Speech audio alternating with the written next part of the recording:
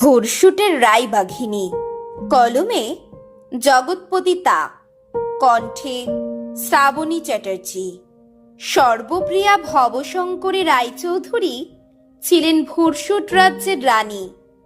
কজন জানি আমরা এই ভারত শ্রেষ্ঠা রমণীর গুণকীর্তির বাণী? পিতা দীননাথ চৌধুরী ছিলেন বেশ সুঠাম, লম্বা চওড়া চেহারার।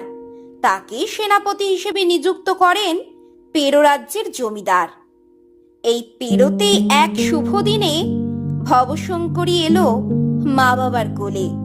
ভাইয়ের জন্মের পরেই সূতিকাগ্রস্তা হয়ে মা গেলেন স্বর্গালোকে চলে। শৈশব ও বাল্যকালে পিতার কাছে থেকেই ভবশঙ্করীর যাবতীয় শিক্ষা। অস্ত্রবিদ্যা, ঘোড়ায় চড়া, রাজনীতি, কূটনীতি ও তীরন্দাজিতে পান দীক্ষা।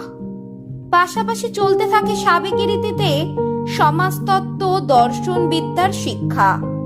রণকৌশলে পারদর্শী হতে কখনো তাকে করতে হয়নি অযথাভাবে প্রতীক্ষা। ইতিহাসের গবেষকরা বলেছেন ভূরিশ্রেষ্ঠ থেকে এসেছে ভোরশুট নাম। ভূরিশ্রেষ্ঠ ছিল শ্রেষ্ঠ বণিকদের বসবাসের স্বর্গের ন্যায় আরামপ্রদ শ্রেষ্ঠ ধাম।